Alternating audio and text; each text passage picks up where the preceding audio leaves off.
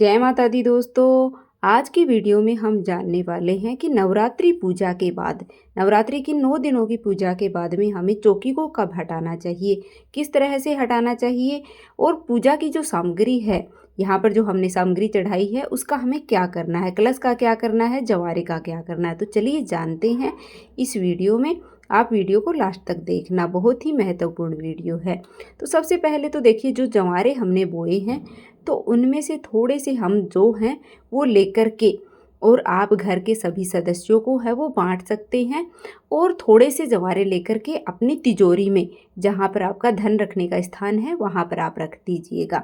इसके बाद में हम चौकी पर रखी हुई जो भी सामग्री है उसको हम हटाएंगे। तो सबसे पहले जो भी यहाँ पर हवन की जो राख है इसको हम एक जगह पर एकत्रित कर लेते हैं। रोज़ भी आप इनको पौधों में डाल सकते हैं या फिर एक जगह पर इकट्ठी करके इसे आप पौधों में डाल दीजिएगा या फिर भूमि विसर्जन कर दीजिएगा। यानी कि आप इसे कहीं साफ सुथरी जगह पर मिट्टी में आप जो राख है हवन की, बाकी फूल पत्ते हैं, इन सब चीज़ों को आप मिट्टी में दबा दीजिएगा। उसके बाद में हम थोड़ा सा जल ले करके, गंगा जल डाल करके और सभी जो यहाँ पर सामग्री है उसको छींटे लगा लेंगे।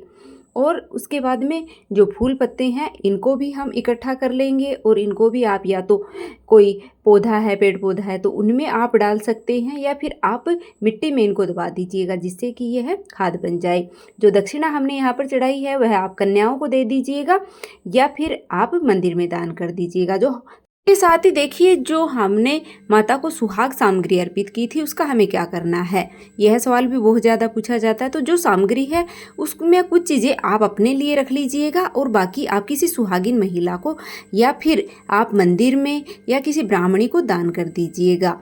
इसके साथ ही जो जनेऊ हमने भगवान को यहाँ पर समर्पित किया था उसको हम छींटे लगा करके और या तो मंदिर में दान कर देंगे, अगर आपके घर में कोई पहनता है तो आप उन्हें दे दीजिएगा। इसके बाद जो भी हमने यहाँ पर कलावा को वस्त्र के रूप में समर्पित किया था उन सबको हम इकट्ठा कर लेंगे एक जगह। और फिर जो नवग्रह हमने स्थापित किए थे उनको, जो सुपारी हैं उनको सबको एक जगह इकट्ठी करके और इनको जल के छींटे लगा करके हम फिर से पूजा में इस्तेमाल कर लेंगे। इनको हम रख लेंगे संभाल करके।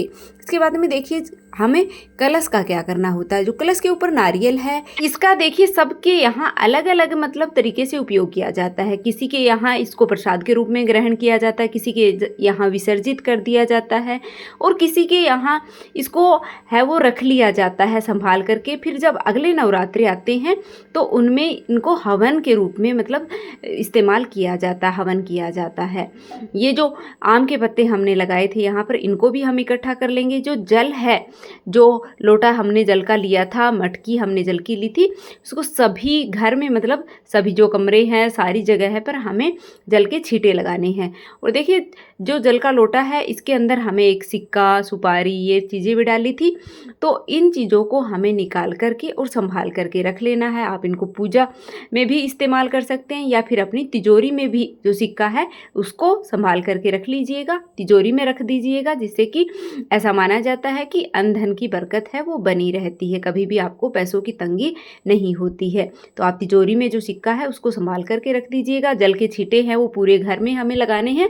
फिर देखिए, जो अक्षत हमने लिए थे इनको हम थोड़ा सा और मिला करके किसी को भी आप दान कर दीजिएगा। जो चुनरी हमने माता को चढ़ाई थी यह आप किसी मंदिर में माता रानी को उठा करके आ सकते हैं। भगवान गणेश को भी हम जल के छींटे लगा करके और इनका जो स्थान है उनको स्थान पर ही विराजित कर देंगे। माता रानी की जो फोटो या मूर्ति है तो आप उनको जल में विसर्जित कर सकते हैं। अगर फोटो है तो आप उनको जल के छींटे लगा करके और जहाँ पर मतलब आप पूजा करते हैं या फिर लाल कपड़े में लपेट करके आप सुरक्षित स्थान पर रख दें। मूर्ति है तो आप उनका विसर्जन भी कर सकते हैं या फिर आप अपने मंदिर में भी विराजित कर सकते हैं। और जो चावल हैं, आपने अगर थोड़े ज़्यादा चावल लिए हैं तो आप इनमें थोड़े से चावल और मिला करके और आप किसी को भी दान कर सकते हैं। इतना मतलब कि और मिला लीजिएगा कि एक टाइम है वो खाना बन जाए इनसे, एक बंदे का खाना तो बन ही जाए, इतना थोड़ा चावल और मिला करके आप इनको दान कर दीजिएगा। तो इस तरह से हमें चौकी का विसर्जन करना है और जो कपड़ा हमने यहाँ पर बिछाया है इसको आप धो करके पूजा में फिर से इस्तेमाल कर सकते हैं। तो इस तरह से हमें चौकी का विसर्जन करना है कि शारदीय नवरात्रि में चौकी का विसर्जन है वो दशहरे के दिन किया जाता है। पूरे 9 दिनों के बाद 10वीं तिथि को यह विसर्जन किया जाता है, चौकी हटाई जाती है। और किसी के यहाँ देखिए अष्टमी नवमी की पूजा के बाद भी चौकी का विसर्जन कर दिया जाता है। देखिए वैसे तो पूरे 9 दिन और 9 रात्रि के बाद में ही माता का विसर्जन करना चाहिए, माता की चौकी को हटानी चाहिए। बाकी देखिए अपने अपने यहाँ के रिवाज होते हैं, तो आपके यहाँ जो भी रिवाज है, अष्टमी के दिन पूजा के बाद हटाई जाती है या नवमी के दिन कन्या पूजन के बाद आपकी चौकी हटाई जाती है, तो इस हिसाब से आप चौकी का विसर्जन कर सकते हैं। तो उम्मीद करती हूँ कि आपको वीडियो पसंद आई होगी। कमेंट बॉक्स में जय माता दी लिख दीजिएगा, चैनल को सब्सक्राइब कर लीजिए।